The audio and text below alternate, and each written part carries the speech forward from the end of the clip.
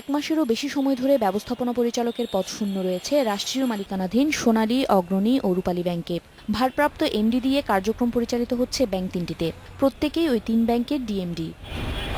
2 মেয়াদে এমডির দায়িত্ব পালন শেষে গত 16 জুন বিদায় নেন প্রদীপ কুমার দত্ত।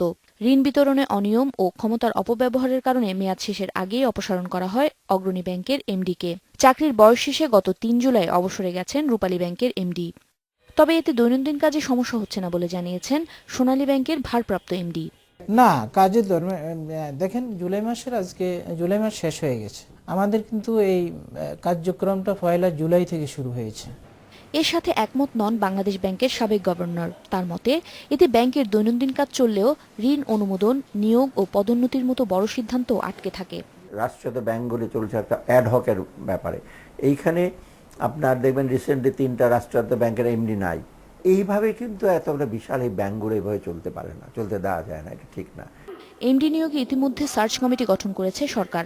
কমিটিতে অর্থ মন্ত্রণালয়, বাংলাদেশ ব্যাংক ও সংশ্লিষ্ট ব্যাংকের পর্ষদের একজন প্রতিনিধিকেও রাখা হয়েছে। তবে যোগ্য লোক খুঁজে পেতে সময় লাগছে বলে জানালেন অর্থ প্রতিমন্ত্রী। ব্যাংকের এমডি হওয়ার মতো কোয়ালিফাইড লোক আমাদের লিমিটেড দেশে আছে। এটা তো আর না যে কোনো লোককে ডেকে দেওয়া যাবে। ভালো লোক বেছে নেওয়া উচিত, তাড়াতাড়ি নেওয়া উচিত।